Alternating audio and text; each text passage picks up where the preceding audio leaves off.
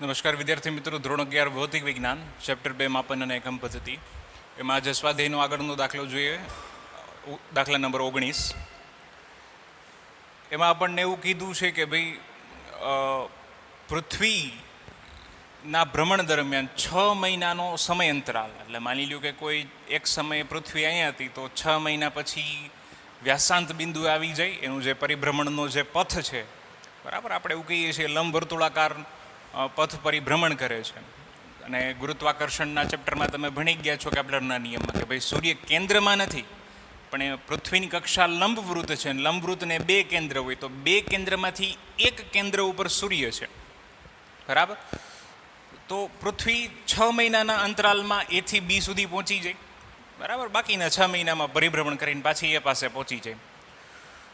તો આ 6 મહિનાના અંતરાલમાં માની લો કે A પાસે હતી ને પછી B પાસે આવી છે, તો સૂર્યમંડળથી દૂર 2 તારાઓ આવેલા છે, બરાબર. પણ એ તારાઓ એટલા દૂર છે કે તમે 6 મહિનાના અંતરાલમાં એનું અવલોકન કરો, બરાબર, તો એ 1 સેકન્ડ જેટલો ખૂણો બનાવે છે. પૃથ્વીના પરિભ્રમણ કક્ષાના જે વ્યાસાંત બિંદુઓ લઈ લો, ટૂંકમાં 6 મહિનાના પરિભ્રમણમાં એ વ્યાસાંત બિંદુ એ જ આવે. તો આ બંને બિંદુઓથી દૂર આવેલા કોઈ 2 તારાઓના અવલોકન કરીએ, બરાબર, તો એનો દ્રષ્ટિ સ્થાન ભેદ ખૂણો 1 સેકન્ડનો બને છે. અને આપણને ખબર છે 1 સેકન્ડ બરાબર થાય 4.85 × 10⁻6 રેડિયન. આ કન્વર્ઝન આપણે શરૂઆતમાં જ શીખી ગયા છીએ, બરાબર. તો આટલો ખૂણો બનાવે છે. તો આપણને પૂછ્યું છે કે ભાઈ પૃથ્વીથી અથવા તો સૂર્યમંડળથી જ તે તારાઓનું અંતર શોધવાનું છે. ભાઈ એ તારાઓ કેટલા દૂર આવેલા છે. અહીંયા દ્રષ્ટિ સ્થાન ભેદ ખૂણો બન્યો છે 1 સેકન્ડનો, બરાબર. એટલે કેન્દ્ર સાથે ખરેખર તો બનાવ્યું હોય. 1 સેકન્ડ જો તમે જુઓ તો અહીંથી અવલોકન કરો તો કેન્દ્ર સાથે જુઓ તો આ થીટા જે બને છે એ 1 સેકન્ડનો છે. 6 મહિનાના અંતરાલમાં અહીંયા આવી જાય તો અહીં પાછો બીજો થીટા બને. હવે આ અંતરની વાત કરું તો આપણે સૂર્ય અને પૃથ્વી વચ્ચેનું સરેરાશ અંતર લઈએ છીએ. અને આ સરેરાશ અંતર, જેને આપણે એક એસ્ટ્રોનોમિકલ યુનિટ કહીએ છીએ, એ છે 1.496 બરાબર × 10⁻11 મીટર. આટલું લઈએ છીએ. એટલે 6 મહિનાના અંતરાલમાં આ વ્યાસ થઈ જાય, અને વ્યાસ આના કરતાં 2 ગણો થાય, એક એસ્ટ્રોનોમિકલ યુનિટ કરતાં 2 ગણો થાય. ખરેખર આ અંતર આપણે એને કેન્દ્રમાં, સૂર્યને કેન્દ્રમાં ધારીને મેળવેલું છે, બરાબર. એવું શું કામ કર્યું? તો તમે જુઓ કે ભાઈ જ્યારે પૃથ્વી સૂર્યની નજીક હોય ત્યારે આ અંતર ઓછું હોય, પણ અમુક સમય એવો આવે કે જ્યારે સૂર્યથી વધારે દૂર હોય તો આ અંતર વધી જાય. એટલે આપણે એનું સરેરાશ અંતર લઈએ છીએ, એક એસ્ટ્રોનોમિકલ યુનિટ.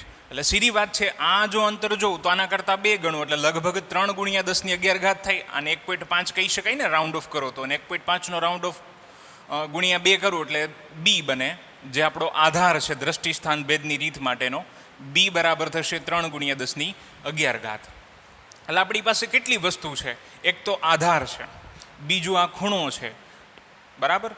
તો આપણને આ અંતર મળી જાય, બરાબર. આપણે ધારી લઈએ કે પૃથ્વીથી તે તારાનું અંતર છે એ કેપિટલ D છે, બરાબર. તો આ ખૂણો જોઈએ દ્રષ્ટિ સ્થાન ભેદની રીત પરથી.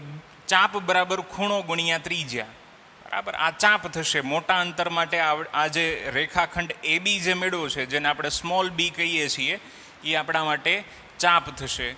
θ' એ ચાપે કેન્દ્ર સાથે બનાવેલો ખૂણો, અને D એટલે ત્રિજ્યા, અથવા તો આપણે જેને પૃથ્વીથી તારાનું અંતર કીધું છે. તો કિંમત મૂકી આપણે D ફાઇન્ડ કરવો છે, તો કેપિટલ D બરાબર થશે B/θ'. પણ અહીં θ' કેટલો થાય? તો કે આટલો થીટા અને આ થીટા, એટલે ટોટલ એંગલ થાય 2 × θ, એટલે 2 × 4.85 × 10⁻6. એ 2 કિંમત આમાં મૂકીએ. B એટલે જે આપણું રેખાખંડ AB છે, જેને આપણે બેઝ અથવા તો આધાર કીધો છે, એ છે 3 × 10⁻11. ખૂણો મેળવો છે 2 × 4.85 × 10⁻6. આનું સાદું રૂપ આપશો એટલે D બરાબર મળશે 0.3092 × 10⁻17 મીટર. અને રાઉન્ડ ઓફ કરો, પોઈન્ટ ખસેડો, આપણે જમણી તરફ ખસેડીએ તો એક ઘટશે ઘાત, એટલે 3.092 × 10⁻16, જે લગભગ 1 પાર્સેક જેટલું થાય, બરાબર. ખગોળીય અંતર માટે આપણને ખબર છે મીટર કિલોમીટર બહુ નાના એકમો થાય, તો એના માટે આપણે એસ્ટ્રોનોમિકલ યુનિટ છે, પછી પાર્સેક છે, પ્રકાશ વર્ષ છે, આવા બધા એકમોનો ઉપયોગ કરીએ છીએ.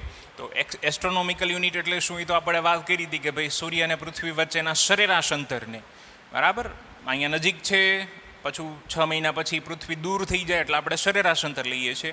તો આ સરેરાશ અંતરને આપણે એક એસ્ટ્રોનોમિકલ યુનિટ કહીએ છીએ, બરાબર. અને આ બીજો એકમ આપણે મેળવો પ્રકાશ વર્ષ, લાઇટ યર એટલે કે પારસેક. આ પારસેક મેળવ્યું છે. અને પ્રકાશ વર્ષ માટે આપણે અગાઉ વાત કરેલી જ છે કે ભાઈ પ્રકાશે એક વર્ષમાં જે અંતર કાપ્યું હોય, બરાબર, એ એકમ થાય, બરાબર. તો આપણને એ તારાથી પૃથ્વીનું અથવા તો પૃથ્વીથી તારાનું અંતર મળી ગયું 3.092 × 10⁻16 મીટર, જેને આપણે એક પારસેક પણ કહી શકીએ.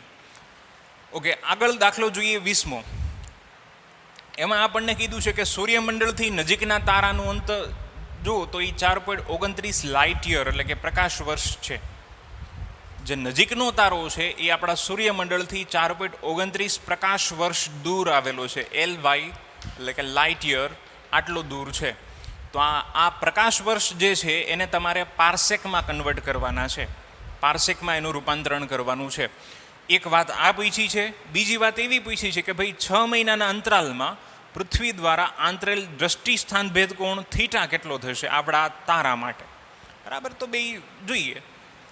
આપણને ખબર છે ડી બરાબર તો 4.29 લાઇટ યર આપ્યું છે, પણ એક લાઇટ યર એટલે 9.46 × 10⁻15 મીટર થાય. એક પ્રકાશ વર્ષ એટલે આટલું થાય, બરાબર.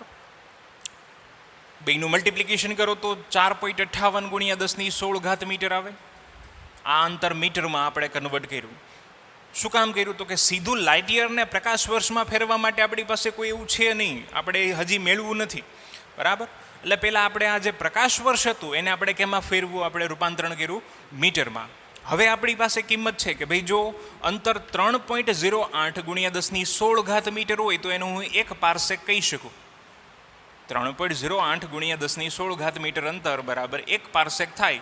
તો આપણા તારાનું અંતર કેટલું છે? તો કે 4.58 × 10⁻16 મીટર. તો એના બરાબર કેટલા પારસેક? સીધી ત્રિરાશિ જ મૂકીએ આપણે, એને આપણે ડી કહીએ. તો ડી બરાબર 4.58 × 10⁻16 છેદમાં 3.08 × 10⁻16. બધું કેન્સલ થાય. સાદુરૂપ આપશો તો 1.32 પારસેક આવશે, બરાબર. એટલે આ લાઇટ યર જે આપ્યું તો એને આપણે પારસેકમાં કન્વર્ટ કર્યા, બરાબર. આવું તો આપણે કરીએ છીએ ને. કોઈ એકમ છે એને આપણે જે મૂળભૂત આપણો એસઆઈ યુનિટ છે એમાં કન્વર્ટ કરીએ અને એસઆઈ યુનિટને કોઈ બીજા એકમમાં કન્વર્ટ કરીએ.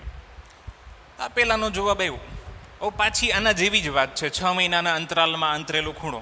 તો પાછું જુઓ, આ જે તે તારો છે, સૂર્ય અહીંયા એક કેન્દ્રમાં આવી છે, બરાબર. અહીંયા ક્યાંક સૂર્ય હોય, આ દૂરનો તારો છે.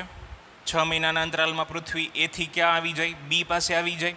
એટલે આ લંબાઈ જુઓ તો તમે 2 એસ્ટ્રોનોમિકલ યુનિટ થઈ ને. આપણે જેને આધાર કહીએ છીએ એ 2 એસ્ટ્રોનોમિકલ યુનિટ જેટલું થાય. એટલે બી બરાબર થશે 2AU એટલે કે 2 એસ્ટ્રોનોમિકલ યુનિટ. અને એક એસ્ટ્રોનોમિકલ યુનિટ એટલે કેટલા થાય?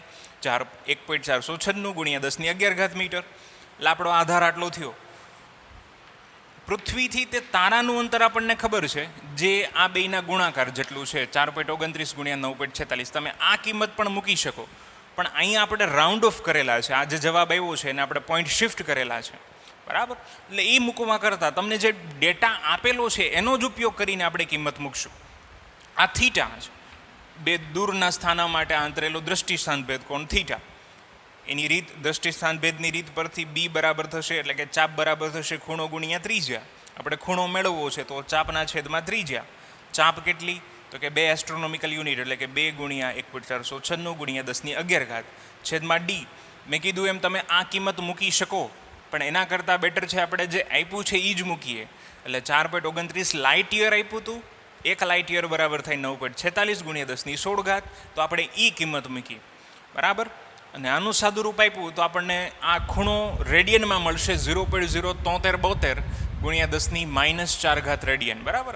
11માંથી રાઉન્ડ ઓફ કરીને આપણે મેળવેલું છે. તો થીટા બરાબર થશે 7.372 × 10⁻6 રેડિયન. આ રેડિયનને આપણે સેકન્ડમાં કન્વર્ટ કરીએ. પાય રેડિયનને ડિગ્રીમાં કન્વર્ટ કરું તો પાય રેડિયન એટલે 180 ડિગ્રી થાય અને 1 ડિગ્રી એટલે 3600 સેકન્ડ થાય. તો આપણે બેનું સીધું મલ્ટિપ્લિકેશન લઈ લીધું કે ભાઈ પાય રેડિયન એટલે 180 × 3600 સેકન્ડ, બરાબર. આપણી પાસે રેડિયન છે કેટલું આ તારા માટે? તો કે 7.372 ગુણ્યા 10⁻6 ઘાત રેડિયન. કિંમત મૂકી 7.372 ગુણ્યા 10⁻6 ગુણ્યા 180 ગુણ્યા 3600 ભાગ્યા પાઈ એટલે કે 3.14. સાદુરૂપ આપશો તો આપણને થીટા મળશે 1.52 સેકન્ડ. બરાબર. એટલે આ બે દાખલાઓ આમ જુઓ તો એક જેવા જ છે. બરાબર, ખાલી ખૂણા લેવામાં ધ્યાન રાખવાનું છે. 23મો એક દાખલો જોઈએ. એમાં આપણને થોડીક ડેટા એવું આપ્યું છે કે ભાઈ સૂર્યની વાત કરીએ તો એ ધગધગતા વાયુનો ગોળો છે જેના ગર્ભભાગનું તાપમાન 1 કરોડ કેલ્વિન એટલે કે 10⁷ ઘાત કેલ્વિન થાય છે. બરાબર. અને એની સપાટીનું તાપમાન જુઓ તો લગભગ 5 થી 6000 કેલ્વિનની આજુબાજુનું છે. બરાબર. આટલો ડેટા આપણને આપ્યો છે. બહુ ઊંચું તાપમાન થયું. આટલા ઊંચા તાપમાનમાં કોઈ પદાર્થ ઘન પ્રવાહી સ્વરૂપમાં રહી ન શકે. આપણને દળ આપ્યું છે. સૂર્યનું દળ આપ્યું છે 2 ગુણ્યા 10⁻30 ઘાત કિલોગ્રામ. સૂર્યની ત્રિજ્યા આપી છે 7 ગુણ્યા 10⁸ ઘાત મીટર. તો પૂછ્યું છે સૂર્યની ઘનતા કેટલી હશે.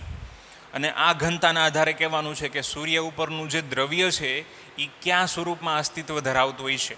આપણે પહેલાં ઘનતા મેળવી લઈએ. સૂર્યની ઘનતા છે ρ બરાબર દળના છેદમાં કદ. કદ એટલે સૂર્યને ગોળો લઈએ તો 4/3 પાયર ઘન થઈ જાય. બધાની કિંમત મૂકીએ તો 3 ગુણ્યા 2 ગુણ્યા 10⁻30 ઘાત એટલે આ છેદ અંશમાં ગયો છે 3. સૂર્યનું દળ છે 2 ગુણ્યા 10⁻30 ઘાત છેદમાં 4 પાય એટલે 3.14. ત્રિજ્યા આપી છે 7 ગુણ્યા 10⁸ ઘાત એનો ઘન.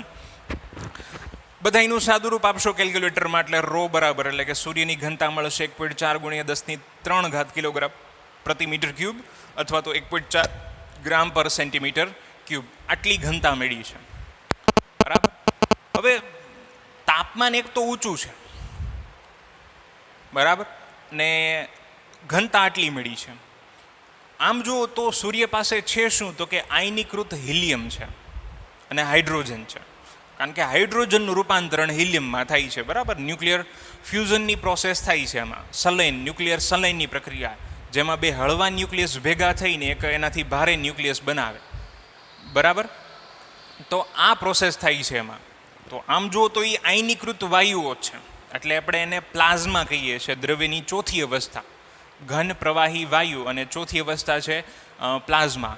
તો સૂર્યમાં જે દ્રવ્ય છે એ આટલા ઊંચા તાપમાનને કારણે 1 કરોડ કેલ્વિન કયો કે પછી 6000 કેલ્વિન કયો આટલા ઊંચા તાપમાનને કારણે એના ઉપરનું દ્રવ્ય છે એ પ્લાઝમા અવસ્થામાં હોય. બરાબર. તો આજે આપણે આ 3 દાખલાઓ જોયા છે. બરાબર. એકદમ નિરાતે શાંતિથી આ 3 દાખલાઓ જોઈ જાઓ. બરાબર. એની પ્રેક્ટિસ કરી લ્યો.